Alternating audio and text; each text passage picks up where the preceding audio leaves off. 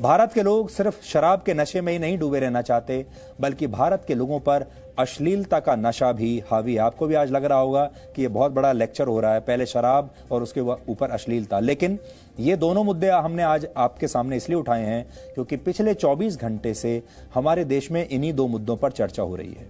देश के नामी गिरामी स्कूलों में पढ़ने वाले छात्र छात्राएं भी अब इस नशे में पूरी तरह डूब चुके हैं और ये देश के करोड़ों माँ बाप के लिए बहुत चिंता का विषय है। इसलिए आप ध्यान से इस खबर को देखिएगा।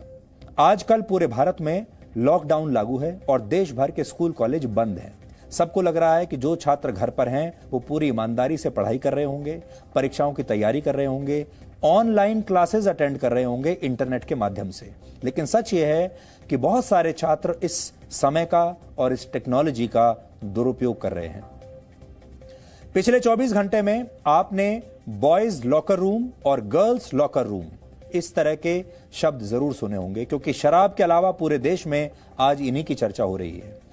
आरोपों के मुताबिक बॉयज लॉकर रूम और गर्ल्स लॉकर रूम इंस्टाग्राम पर बनाए गए दो अलग अलग चैट ग्रुप्स हैं, जिसमें दिल्ली और नोएडा के बड़े बड़े स्कूलों में पढ़ने वाले छात्र और छात्राएं अश्लील बातचीत करते हैं, अश्लील तस्वीरें शेयर करते हैं।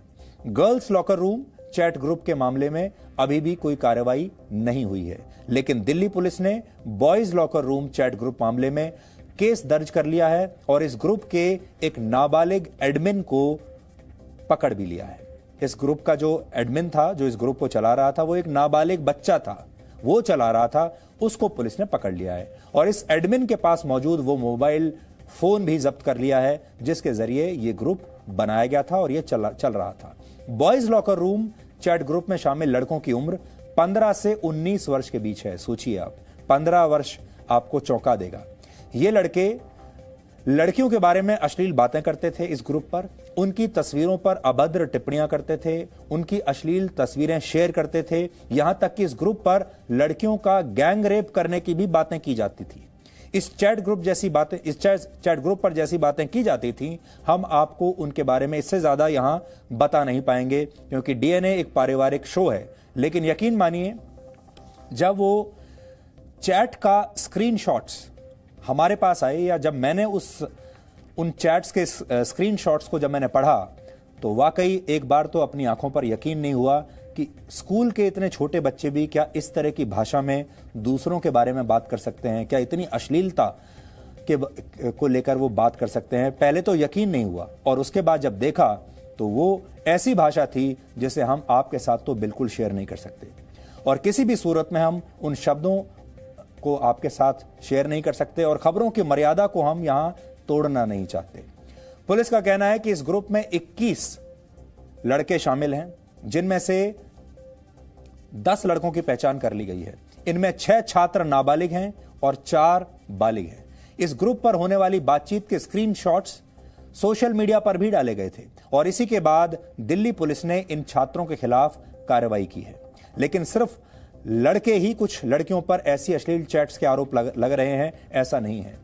आरोपों के मुताबिक इंस्टाग्राम पर गर्ल्स लॉकर रूम का नाम का भी एक ग्रुप है, जिस पर कुछ लड़कियां भी ऐसी ही अश्लील बातचीत कर रही हैं। यानी पहले जब कल यह मामला सामने आया तो सिर्फ लड़कों के ग्रुप का सामने आया और पूरा देश गुस्से में उबलने लगा। लोग कहने लगे ये सारे लड़के अपराधी प्रवृत्ति के हैं, इन पर तुरंत कार्रवाई होनी चाहिए कि ये ऐसी अश्लील भाषा में कैसे बात कर सकते हैं, लिख सकते हैं। और इससे साफ पता चलता है कि अपराधी प्रवृत्ति यहां पर पैदा हो रही है। लेकिन उससे भी बड़ी हैरानी की बात यह हुई जब आज लड़कियों का भी एक ऐसा ही चैट ग्रुप सामने आ गया और उसमें भी लगभग लड़कों पर ऐसी ही अभद्र टिप्पणियां की जा रही हैं। यानी ऐसी टिप्पणियां लड़कों के चैट ग्रुप पर लड़कियों के बारे में हो रही हैं और लड़कियों के चैट ग्रुप में लड़कों के बारे में वैसी ही अभद्र टिप्पणियां हो रही हैं। अब सवाल यह है कि आखिर देश के छात्रों का यह नैतिक पतन क्यों हो रहा है। पहले विश्लेषण में हमने शराब की लत का शिकार लोगों की बात की और अब हम अश्लीलता वाली महामारी के शिकार लोगों की बात करेंगे। जो हमें जानकारी मिली है उसके मुताबिक ये सारे छात्र दिल्ली और आसपास के शहरों के उन बड़े बड़े स्कूलों में पढ़ते हैं, प्राइवेट स्कूलों में, जिनमें अपने बच्चों को पढ़ाने का सपना एक आम आदमी शायद देख भी नहीं सकता। ये स्कूल हर साल लाखों रुपए की मोटी फीस लेते हैं। एडमिशन यहां बड़ी मुश्किल से होता है और सिर्फ प्रभावशाली परिवारों के बच्चे ही यहां पढ़ते हैं। इसके बदले में इन स्कूलों में कैसे नागरिकों का निर्माण हो रहा है, इसका प्रमाण आपके सामने है। ये बच्चे इतने बड़े स्कूलों में कर क्या रहे हैं, ये आपने देख लिया। ये वो छात्र हैं जिन्हें जीवन में सारी सुविधाएं मिलती हैं। ये छात्र लॉकडाउन के बावजूद ऑनलाइन पढ़ाई कर सकते हैं, इंटरनेट की मदद से परीक्षाओं की तैयारी कर सकते हैं। इनके पास महंगे महंगे स्मार्टफोन हैं। ये सब, लेकिन ये ऐसा कर नहीं रहे, बल्कि इसके उलट ये छात्र अपने साथ देश का भविष्य भी दांव पर लगा रहे हैं और ये सारी सुविधाएं जो इन्हें मिली हैं वो उन सुविधाओं का दुरुपयोग कर रहे हैं। भारत में सिर्फ 24% परिवार ऐसे हैं जिनके पास इंटरनेट कनेक्शन है, 24%, जबकि सिर्फ 8% परिवार ऐसे हैं जिनके पास अपना कंप्यूटर या इंटरनेट दोनों है। 8%। यानी लॉकडाउन के बावजूद भारत के ज्यादातर छात्र आज भी चाहकर भी ऑनलाइन पढ़ाई नहीं कर सकते, जबकि जिन छात्रों के पास ये तमाम सुविधाएं उपलब्ध हैं वो पढ़ाई लिखाई छोड़कर नैतिक पतन के रास्ते पर चल रहे हैं। लॉकडाउन के दौरान सिर्फ शराब की दुकानों के बाहर लाइनों में लगकर ही लोगों ने अपना चरित्र नहीं दिखाया, बल्कि लॉकडाउन के 3 महीनों के दौरान भारत के लोगों ने अश्लीलता के मामले में भी सबको पीछे छोड़ दिया। एक रिपोर्ट के मुताबिक पिछले 3 महीनों में भारत में अश्लील वेबसाइट्स पर जो ट्रैफिक है वो 95% तक बढ़ गया है। यानी बहुत सारे लोग अपना ज्यादातर समय इन्हीं अश्लील वेबसाइट्स पर बिता रहे हैं। भारत में 3500 से ज्यादा अश्लील वेबसाइट्स प्रतिबंधित हैं, लेकिन इसके बावजूद दिन भर में इंटरनेट में से जितना कंटेंट भारत के लोग डाउनलोड कर रहे हैं उसमें 35 से 40% अश्लील वीडियोस होते हैं। रिपोर्ट्स के मुताबिक भारत के 89% लोग ये अश्लील कंटेंट अपने मोबाइल फोन पर ही देखते हैं। एक रिसर्च फर्म वेलोसिटी MR के मुताबिक भारत के शहरों में रहने वाले 90% माता पिता सोचते हैं कि इंटरनेट की मदद से उनके बच्चे ज्यादा बेहतर तरीके से पढ़ाई कर सकते हैं। 10 में से 9 माता पिता मानते हैं उनका बच्चा इंटरनेट का इस्तेमाल सिर्फ पढ़ाई के लिए करता है और वो इंटरनेट पर कोई अश्लील सामग्री नहीं देखता होगा। 55% पेरेंट्स ने माना कि उनके बच्चे ने मोबाइल फोन का इस्तेमाल 6 से 10 वर्ष की उम्र में ही करना शुरू कर दिया था। 90% से ज्यादा माता पिता भले ही ये सोचते हों कि उनके बच्चे इंटरनेट पर सिर्फ पढ़ाई करते हैं और जानकारी बढ़ाते हैं अपनी, लेकिन आंकड़े बताते हैं कि भारत अश्लील सामग्री देखने के मामले में पूरी दुनिया में तीसरे नंबर पर है। भारत के अलावा अमेरिका और ब्रिटेन में सबसे ज्यादा अश्लील कंटेंट देखा जाता है। कुछ वर्ष पहले बेंगलुरु के 10 स्कूलों में 400 छात्रों के बीच किए गए एक सर्वे में पता चला था कि 10% छात्रों ने 10 वर्ष की उम्र तक आते आते इंटरनेट पर अश्लील सामग्री देखना शुरू कर दिया था।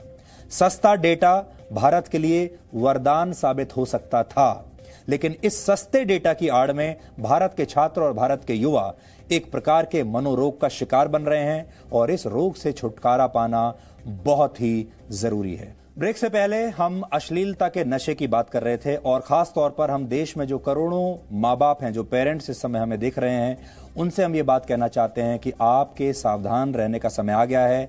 आपकी जिम्मेदारी और आपका फर्ज सिर्फ वहीं पूरा नहीं हो जाता जहां आप ये सोचते हैं कि आपने अपने बच्चे का एडमिशन एक अच्छे स्कूल में करा दिया, उस बच्चे को इंटरनेट दे दिया, पढ़ने लिखने की तमाम सुविधाएं आपने उसको दे दी, उसे एक स्मार्टफोन दे दिया, आपने लैपटॉप भी दे दिया और टैब भी दे दिया, लेकिन इसके बाद भी आपको ये लगातार देखते रहना होगा कि आपका बच्चा चाहे स्कूल में हो या कॉलेज में हो, वो इन सारी सुविधाओं का इस्तेमाल कर रहा है या दुरुपयोग कर रहा है। दूसरी जो बात है, इससे पहले हम सिर्फ लड़कों को दोषी मानते थे और कहते थे कि जो लड़के हैं वो लड़कियों के बारे में गलत राय रखते हैं, अश्लीलता की बातें करते हैं, और जैसे इस लड़कों के चैट ग्रुप में जो बातें हो रही थी वो ऐसी हैं जिसके बारे में बात करना भी मुश्किल है।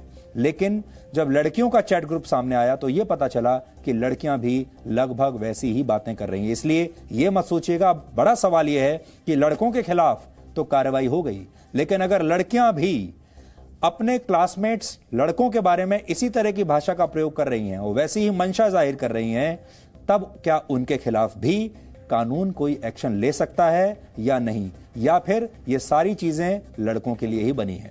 लेकिन एक बात साफ है कि दोनों में आप आपराधिक प्रवृत्ति साफ देख पा रहे हैं और इन दोनों को देखकर आपको यह समझ में आएगा कि आपके देश का भविष्य क्या है, आपके समाज के भविष्य समाज का भविष्य क्या है, और फिर आपके अपने परिवार की अगली पीढ़ी का और आपके अपने परिवार के संस्कारों का भविष्य क्या है।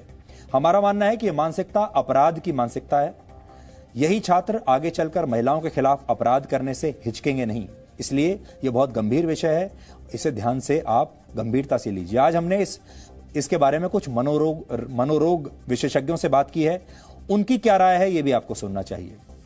आने वाले दिनों में हमारे समाज के लिए ये जो समस्याएं हैं, जो दायित्व है, जो मानसिक रोग हैं, मानसिक विकार हैं, डिप्रेशन, एंग्जाइटी और खासकर सब्सटेंस यूज, क्योंकि ऐसे ही बच्चे जब अपनी इम्पल्स को कंट्रोल नहीं कर पाते तो इन बच्चों का रुझान फिर शराब के प्रति, नशे के प्रति बढ़ता है। तो समाज के लिए ये जिम्मेदारियां बढ़ेंगी।